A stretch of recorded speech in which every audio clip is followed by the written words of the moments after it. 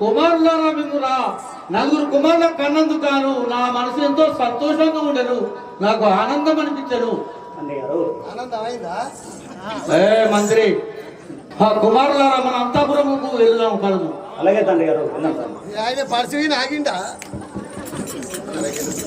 పరిస్థితి ఆయన ఎత్తుంటే